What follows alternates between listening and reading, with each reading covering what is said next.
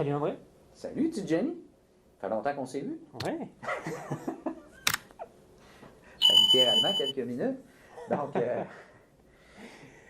bienvenue à l'épisode 6.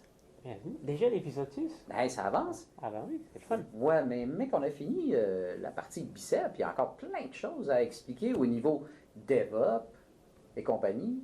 Exactement. Ah, On a encore du stock. C'est pas fini. ah. C'est juste la partie, le langage Ah. bicep qui est fini. Puis il nous Enfin, reste qui une finit chose, il bien. nous reste deux choses à voir dans Ouais, il nous bicep. reste deux séances sur le langage bicep. OK, donc aujourd'hui, tu nous parles de... Donc aujourd'hui, on va s'intéresser aux fichiers de paramètres. OK. Ok. Puis, petit changement esthétique. Vous allez remarquer sur cette slide-là qu'il y a des petits... Ce qui est en des gris. petites boîtes là, qui sont plus en gris plus pâle, ça veut juste dire que c'est des sujets qu'on a déjà couverts. Ah, OK. Ok. En gris foncé ici, c'est ce qu'on est en train de couvrir. Puis en bleu, c'est ce qu'on n'a pas encore couvert. Bon, excellent. Facile à comprendre? Parfait. Tu peux revenir à la slide, peut-être juste se représenter. Moi, André Girard, je suis directeur du Centre d'excellence en solutions infonuagiques, architecte infonuagique chez Coformo. Ça n'a pas changé. Ça va changer, non? Ah non. Ok. Et je suis toujours Tidjani Belmansour, architecte de solutions Azure et directeur du centre d'excellence Microsoft chez Coformo Québec. Super. Donc, Prochaine. aujourd'hui, on va parler des fichiers de paramètres. paramètres. Juste un petit rappel avant d'embarquer dans le vif du sujet. Autre chose qui n'a pas changé, notre repo GitHub, Elle est toujours là. qui est toujours là, il contient du contenu. Ça évolue au fil du temps. Excellent. Donc là, vous allez retrouver le contenu de toutes les sessions qu'on a fait jusqu'à date. Donc, ce que nous allons voir aujourd'hui, des fichiers de paramètres. Donc, c'est quoi la structure d'un fichier de paramètres? Comment on utilise un fichier de paramètres? C'est quoi les types de données qu'on peut utiliser dans un fichier de paramètres? Et enfin, comment est-ce qu'on gère les paramètres dits sensibles? Excellent. Ok. Donc, notamment les mots de passe, les clés d'API, etc. Super. Voyons à quoi ça ressemble en fait la structure d'un fichier de paramètres. On dirait un fichier de paramètres ARM. Eh bien, tu as tout à fait raison. Pour ceux qui ont déjà utilisé ARM Template, vous reconnaissez probablement la structure d'un fichier de paramètres ARM, parce qu'en fait, c'est la structure d'un fichier de paramètres ARM. OK. Ok. Vous vous rappelez, André nous en avait parlé dans un ancien épisode. Bicep compile en ARM avant de déployer. Ah. Donc, c'est logique que ça utilise des fichiers de paramètres ARM. Ah. Donc, OK. la syntaxe pour définir des paramètres dans ce fichier-là, c'est qu'on spécifie en dessous de l'élément parameters, on spécifie un nom de paramètre. Et pour l'élément value, on vient donner la valeur pour ce paramètre-là. Et si j'ai plusieurs paramètres, ben je reproduis plusieurs fois ce bloc-là. Excellent. Ça va? Pas plus compliqué que ça. Donc, si on prend un exemple, vous voyez ici, on a deux paramètres, location, donc la région dans laquelle on déploie notre application. Donc ici, la valeur, c'est Canada Central. Et le nom de l'application, qui est ici, par exemple, Run at Cloud Web. Okay? C'est drôle, hein? Quand on a fait, je vois que tu as repris les noms des variables dans notre exemple, p-location, puis p-at-name. J'étais sûr et certain d'avoir une craque sur mon âge à cause que j'avais mis un p en avant de ma variable. Je suis sûr que ça t'est passé par la tête. La seule raison que j'ai mis ça, c'est pour que ça ait une différence entre le nom de la variable et quand on l'affecte en quelque part pour les exemples. Vous n'êtes pas obligé de faire ça du tout. Là. Effectivement. Bah, le nom de variable, le nom de Mis un P paramètre pour paramètre. vous appartient. Ouais, ouais, exactement. C'est complètement... J'ai gardé ça comme ça juste pour que ça corresponde avec le code des anciens. Exact. repos. Donc, je ne l'avais pas mentionné, mais ça me brûlait les lèvres. J'ai trahi mon âge avec mes avis. Je n'ai pas ouvert la porte, mais vu que tu l'as ouverte. Donc, maintenant qu'on sait comment créer un fichier de paramètres, comment est-ce qu'on l'utilise? Good. Il y a plusieurs façons d'utiliser des fichiers de paramètres. En fait, la façon qu'on connaît jusqu'à date, ou du moins avant la session d'aujourd'hui, c'est qu'on passait les paramètres en ligne de commande. Donc, vous voyez ici, j'ai mon dash parameters, puis j'ai mes différents paramètres, donc le nom égale la valeur que je lui affecte. OK. Et je sépare les différents paramètres par un espace. C'est bon, ça? Ça va jusque-là? Donc, Ça, c'est ce qu'on connaissait. Maintenant, avec un fichier de paramètres, ce qu'on va faire, c'est qu'on va venir spécifier tous ces paramètres-là avec leurs valeurs dans un fichier de paramètres et on garde notre dash parameters, mais ce qu'on spécifie ici, c'est le nom du fichier de paramètres. C'est le A commercial qui fait la magie pour lui dire c'est un fichier. Ça veut dire que c'est un fichier local. OK. Si le fichier est dans un autre répertoire, Il faudrait mettre le chemin vers le fichier. OK. D'accord? Puis j'imagine anti-string. Oui. OK. Donc, Utilisation. si je vais vous montrer à quoi ça ressemble, vous avez le code dans Dans notre GitHub. Donc, vous voyez ici, j'ai mon fameux code, puis je me suis créé ici les différents paramètres. D'accord? On l'a déjà vu. Comme on l'avait déjà vu aussi, on vient spécifier ici, par exemple, location, on l'utilise ici. Ok? Donc, on utilise nos différents paramètres. Donc, jusque-là, rien de bien magique. Mon fichier de paramètres, par contre, vous voyez ici, j'ai plocation, donc le nom est important. Okay? Pour qu'il puisse faire la correspondance, le lien, il faut que le nom du paramètre soit identique. Et ici, j'ai mes valeurs. D'accord? Mais il en manque un paramètre. Bon point. T'as des bons yeux? Il manque un paramètre, en fait, c'est le p app name. D'accord? Vous voyez ici, il n'est pas spécifié dans ce fichier, mais on a un petit commentaire qui dit que c'est la valeur par défaut pour ce paramètre-là qui va être utilisé. Okay. Donc si on revient dans le fichier, pas ici, ça serait dans ton fichier bicep. Dans mon fichier bicep, effectivement. Vous voyez ici que le app name, il a un nom, il a une valeur par défaut. Donc si jamais on veut utiliser la valeur par défaut, il ne faut pas le spécifier dans le fichier de paramètres. OK. D'accord? Si ma mémoire est bonne, s'il n'y a pas de paramètre par défaut et qu'on ne le spécifie pas dans le fichier de paramètres, là, ça va planter. Là, il va donner un warning. Ouais. Bon point. Autre chose aussi, vous voyez, j'ai rajouté des paramètres ici. C'est intentionnel. C'est pour vous montrer les différents types. OK? Notamment, ce qu'on voit ici, c'est que ça, c'est une string. On a un paramètre qui est de type string, donc on le spécifie entre guillemets. On a ici un paramètre de type integer, donc un entier, donc on spécifie comme n'importe quel entier. Et on a ici un paramètre de type booléen, donc on spécifie true ou false. Okay. C'est bon.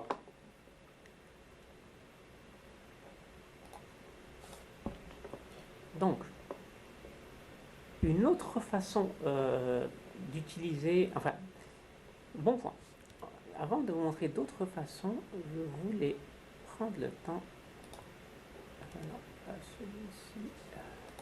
C'est celui-là. Prendre le temps d'exécuter une des commandes. Donc, on fait une exécution. On fait une exécution. Puis ici, vous allez voir, on a mis le paramètre confirm with what is. Si vous vous rappelez, on avait déjà vu ce paramètre-là. Il fera en sorte que ça ne va pas créer l'infrastructure, mais ça va juste nous dire qu'est-ce qu'il va faire. Qu'est-ce qu'il aurait créé. Okay. Qu'est-ce qu'il aura créé. Pour démontrer les paramètres. Pour démontrer les paramètres, c'est largement suffisant. Donc, on va exécuter cette ligne-là. Donc, c'est celle qui va chercher ton fichier de paramètres qui s'appelle WebApp. Vous voyez ici, on a épisode le 6. WebApp épisode 6. Puis, vous voyez ici le fichier bicep et le fichier de paramètres sont côte à côte. Donc, c'est une utilisation locale. D'accord? Donc là, il est en train de faire sa simulation. Et vous voyez ici le résultat. Donc, vous voyez ici que le SKU a bien été remplacé. Vous voyez ici que le name est, pas lui ici, mais ici notre location. Notre name ici qui a été remplacé. Ouais, okay. Le default name, défaut parce que tu n'avais pas mis le paramètre dans ton fichier. C'est ça, exactement. Donc, on voit ici qu'il a bien remplacé les paramètres en allant chercher les valeurs depuis le fichier de paramètres. Excellent. D'accord? Mais que se passe-t-il si j'ai un fichier de paramètres qui est invalide? Donc ici, je me suis créé un autre fichier avec la mention invalide. OK.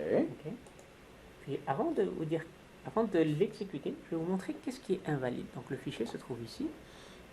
Et j'ai tout simplement mis une valeur pour la location qui est invalide. OK. EastUS n'est pas dans le domaine de valeur permis par le paramètre. Exactement. On avait dit ici que ce qui est permis, c'est Canada East et Canada Central. Une petite subtilité par rapport à ça. Reviens donc sur le paramètre. Juste pour vous expliquer, ici, on a une subtilité où est-ce que le paramètre p-location, OK, est limité à Canada East et Canada Central. Ça arrive souvent qu'on voit dans les scripts où est-ce que dans un fichier, un module bicep, on reçoit en paramètre, puis on voudrait lui passer ressource entre parenthèses point location pour dire prendons l'autre ressource. La minute qu'on met un domaine de valeur de même dans le paramètre, il n'accepte plus qu'on lui passe ressource.location parce qu'il n'est pas assez sûr que ça sera un jour dans le domaine de valeur, puis il nous saute d'en face. Ça, je l'ai frappé en faisant les exemples. Bon point, effectivement. Il n'a si, pas de garantie que ça va être la valeur, une des valeurs du domaine. Exact. C'est-à-dire que si vous voulez vraiment être capable de prendre cette expression-là dans vos scripts, ne pas mettre de domaine de valeur là-dessus, tout simplement. Vous pouvez le contrôler de toute façon par des Azure Policy dans votre landing zone pour être sûr que les gens ne déploient pas dans des mauvaises zones. En faisant le what if, il dirait ben, tu n'as pas le droit parce que tes policies ne te permettent pas. Ce serait peut-être plus intelligent de le faire comme ça. Bon point. Donc, ici, je vais juste lui dire non, parce qu'il me demande regarde, c'est ça que je vais faire, veux-tu lancer le déploiement? Non. OK. Puis, on va juste faire un clear host. C'est magique. Et là, cette fois-ci, on va relancer. Là, tu déploies celui qui est invalide. Invalide, exact. Donc, et voilà. Ça s'est terminé en erreur. Il me dit que mon template est invalide. Pourquoi? Parce que il me dit la valeur que tu m'as fournie, donc east-to-west, pour le paramètre p-location, n'est pas valide. Okay? Il me dit les valeurs qui sont permises, c'est Canada East et Canada Central. Ah, c'est donc bien fin, ça. Donc le message est très explicite. On sait exactement c'est quoi l'erreur qu'on a commise. C'est bien. Ah. Donc, ça fait changement des erreurs à la variable ou bloc width non défini. C'était quoi, c'était en VB? C'est VB6, ça? VB6, mon Dieu, j'ai encore de trahir mon âge.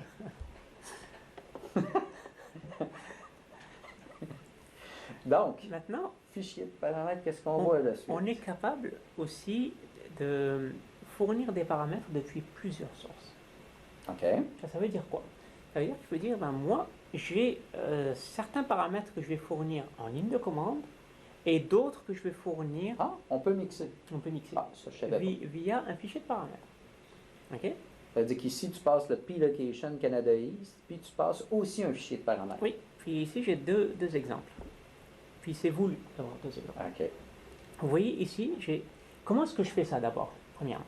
En fait, je vais spécifier un dash parameters pour la première source et un dash parameters pour la deuxième source. Ah, je te vois venir avec l'ordre de tes paramètres. C'est ça.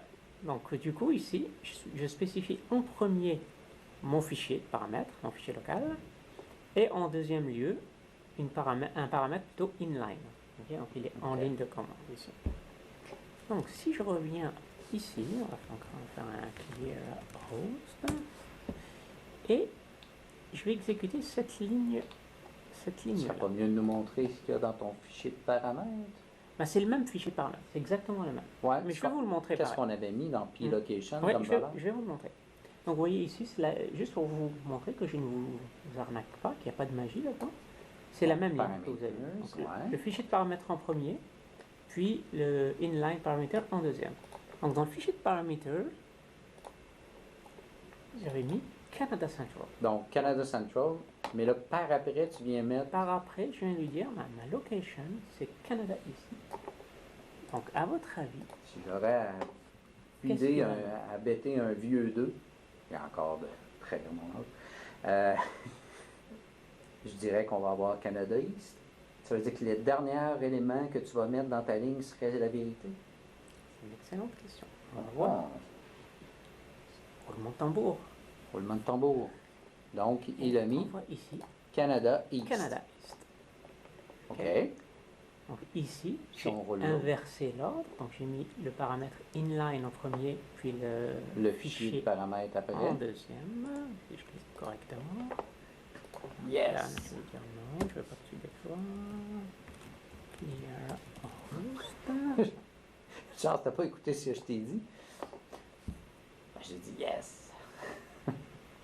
J'ai rien entendu. T'as mis ton filtre André, c'est bon ça. J'étais en feu l'après-midi. Aïe, aïe. T'as pris du café. Je serais à la deuxième tasse de café, c'est pour ça. Oui. Donc, vous voyez ici, Canada Central. Canada Central. OK. Donc, l'ordre dans lequel on le met dans la ligne de commande a de l'importance. exact. Cool. Et ce que ça fait, en fait, c'est que ça vient overrider Ça vient override. les paramètres. ok? Donc, je vois surtout une utilité dans l'autre sens, où est-ce qu'on a un fichier de paramètres, mais dans ce cas-là, on voudrait peut-être, pour une exception, venir changer. Exactement. Ou le traiter comme un genre de défaut. Mais même à ça, il va toujours être overridé. En fait, c'est ça. C'est que souvent, vous allez l'utiliser dans ce sens-là. Donc, fichier de Ouais. paramètres pour la majorité de vos paramètres, puis un paramètre inline pour overrider OK. un paramètre spécifique. OK? Puis, pourquoi est-ce que je vous montre quand même... C'est le tien? Ouais, sûrement le mien là-bas. Ah, OK. Et pourquoi je vous le montre dans l'autre sens? Parce que si vous ne faites pas attention, vous risquez d'overrider en fait vos paramètres. OK. Ok. On peut mettre dash parameters pour les différentes sources, mais si on ne met pas dans le bon ordre, on risque de ne pas avoir le résultat attendu. C'est plus pour ça que je vous le montre. OK. Ok. Les types de données, on en avait parlé un peu plus tôt. Donc on a String. string, on a le int, on met la valeur par entre guillemets, OK. le booléen, donc true false. On a aussi des tableaux qu'on peut OK. passer, si j'ai plusieurs valeurs. Et on a aussi des objets complexes. Ah, OK. Donc c'est un objet JSON Un ici. JSON. Ok, dans mon value, je mets un objet JSON avec propriété 1, valeur 1, propriété 2, valeur 2, etc. Ah, OK. Donc maintenant, on sait utiliser nos fichiers de paramètres, on est capable de les utiliser, etc. Par contre, ce qu'il faut garder à l'esprit, c'est que les fichiers de paramètres, bien souvent, vont finir dans votre contrôleur de code source. OK. Ok. Donc, dans GitHub Dans ou GitHub, dans Git Azure ou DevOps, dans un peu Git, importe ce que quelque vous chose. utilisez. D'accord. OK, c'est Ok. beau. Mais le problème des fichiers de paramètres, problème entre guillemets, c'est que ça conserve les valeurs en clair. Donc ça ne se Exact. prête pas bien pour tout ce qui est des informations sensibles. Les mots de passe, des fois des connection strings, si on veut être très restrictif au niveau sécurité, les clés d'API.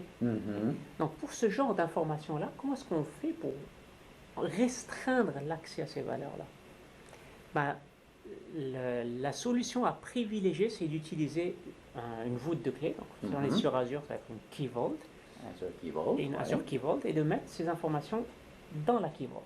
OK. Donc, vous allez me dire, parfait, je sais utiliser une key vault, je sais mettre des informations dans la key vault. Mais comment est-ce que je dis à Bicep Va d'aller chercher la valeur de la clé valeur dans la key Key Vault. vault? OK. Exactement. Prenons un exemple.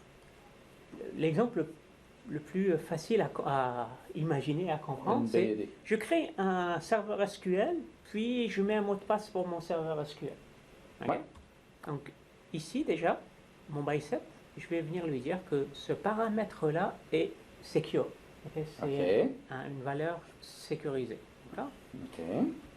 Et je l'utilise ici. Donc c'est mon administrator login, password. Ok?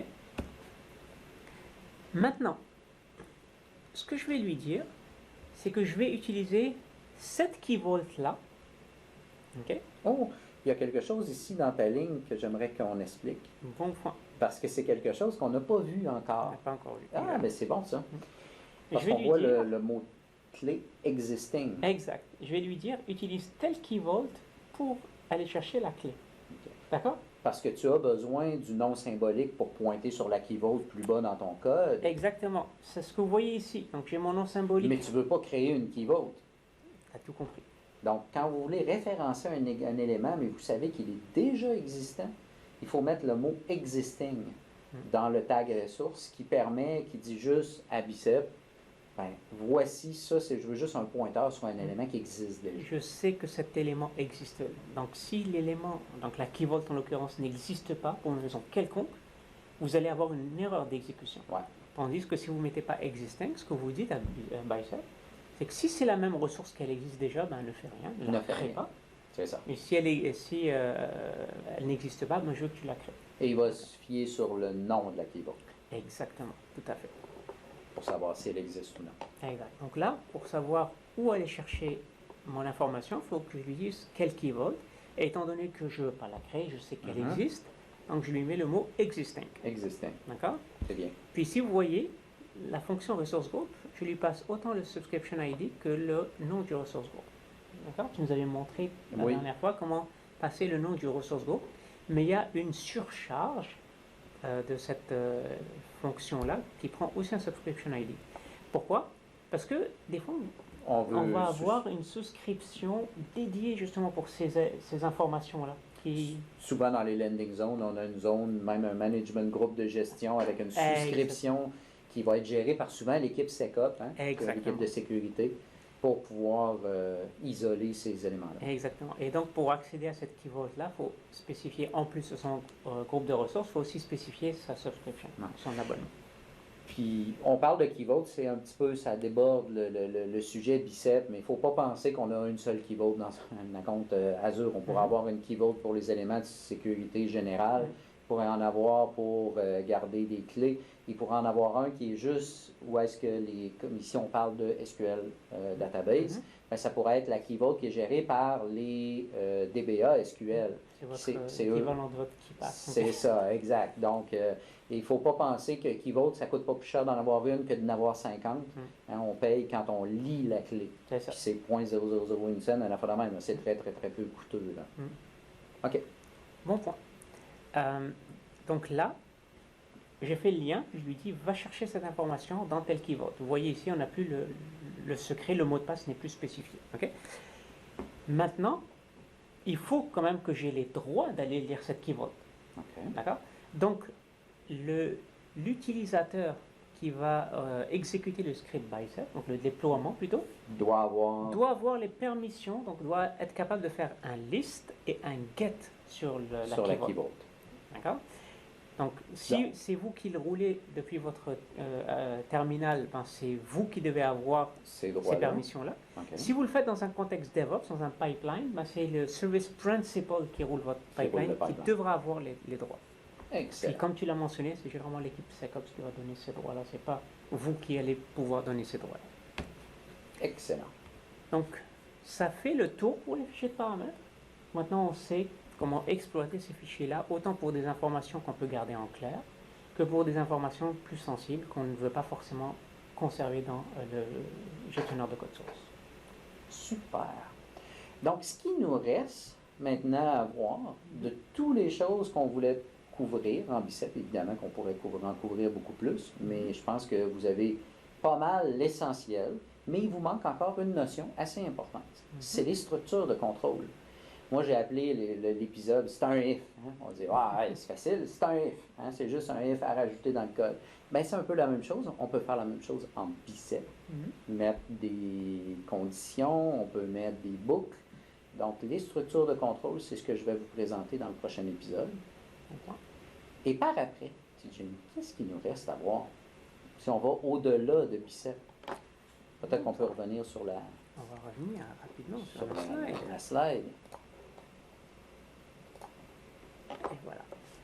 Donc, avec le prochain module qui va être les structures de contrôle, on va venir couvrir les bases du langage Bicep. Ça ne veut pas dire qu'on aura fini notre série sur Bicep. On va, avec fort de l'expérience et de la connaissance qu'on va acquérir dans cette série-là, on va pouvoir exploiter ça dans le cadre du DevOps notamment. Donc, on va pouvoir réutiliser ça et voir comment est-ce qu'on peut utiliser Bicep dans un contexte DevOps avec des pipelines, avec des tests automatisés, etc. OK. Mais aussi, on va pouvoir voir comment exploiter Bicep dans un contexte plus de gouvernance. De mise en place d'une zone d'accueil, landing zone. OK. Exactement. Donc, on est rendu là, puis on espère vous revoir dans les prochains épisodes. Je vous rappelle, n'oubliez pas de souscrire à notre chaîne, puis de cliquer sur la petite, vous voyez, un petit pouce, et puis cliquer sur la petite cloche pour être sûr d'être averti quand il y aura des prochains épisodes. Mais on va essayer dans les prochaines semaines d'avoir le reste de la série qui devrait sortir. Puis, si vous avez des commentaires ou autres sur cet épisode, un petit commentaire aussi en dessous de la vidéo. J'en ai pas. En dessous, ça ferait du bien. Parfait. Bonne fin de journée.